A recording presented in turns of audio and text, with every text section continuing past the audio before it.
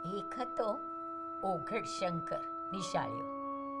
એનું નામ હું પણ હોઈ શકે, તું પણ હોઈ શકે, ઓલો પેલો કે તે પણ હોઈ શકે. ઓઘડ શંકરને થયું, ચાલો ને આપણે ટીચ રમીએ, લાવને હું ટીચર બનું. ઓઘડ શંકર તો ચાલ્યો ભણાવવા. એક નિશાળ્યો તો ઘરમાં જ હતો. નિશાળ્યાનું નામ હતું સ્વયં જાતે પોતે. બહાર જવાની જરૂર જ નહીં, ઘરમાં ટીચરને ઘરમાં જ નિશાળ્યો. આ નિશાળ્યાને કમ્પ્લીટ કંટ્રોલ કરી શકાય અને અધિકાર પણ જતાવી શકાય અને ભણાવી પણ શકાય. આ નિશાળો કશે ભાગી પણ જઈ ન શકે. એ તો સારું હતું, બંને એક જ ભાષા બોલતા હતા અને બંને એક જ રીતે સમજતા હતા. બંને સરખી સમજણ પણ ધરાવતા. વળી પરિસ્થિતિ જ એવી હતી કે જો ઓઘડ શંકર ટીચર બનીને શીખવે તો તેનું કહેવું નિશાળ્યાએ કરવું જ પડે અને જે શીખવે તેને શીખવું જ પડે. ટીચર અને નિશાળ્યો બંને એનો સમજણ મેળ ખાતા હતા અને ટીચર જે શીખવે તે નિશાળ્યો જરૂર શીખી જ જાય.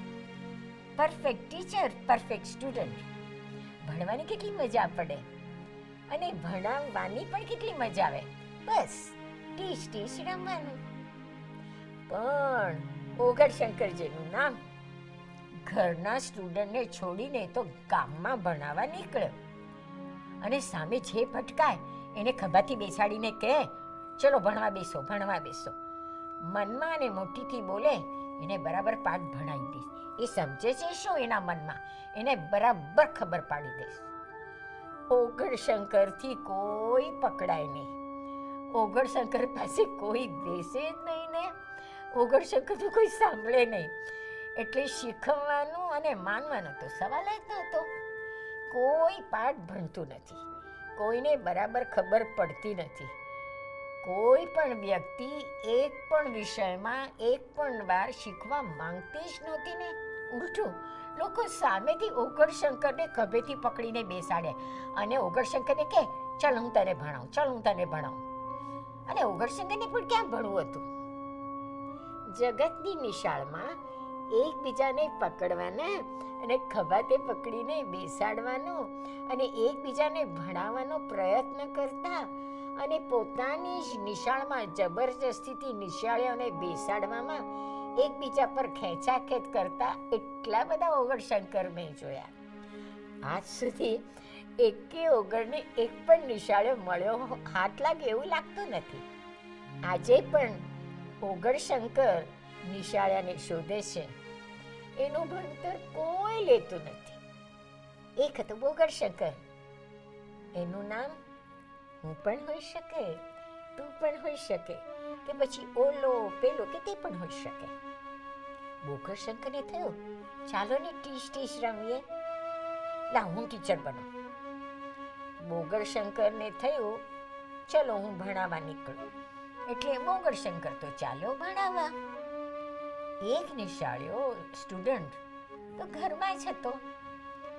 નિશાળ્યાનું નામ હતું સ્વયં જાતે પોતે. બહાર જવાની જરૂર જ નહીં ને, ઘરમાં જ ટીચર ને ઘરમાં નિશાળ્યો. ઓઘડ શંકરે તો ભાઈ ઘરના નિશાળ્યાને હાથ પર લીધો અને નિશાળ્યો તો બેસી ગયો ભણવા.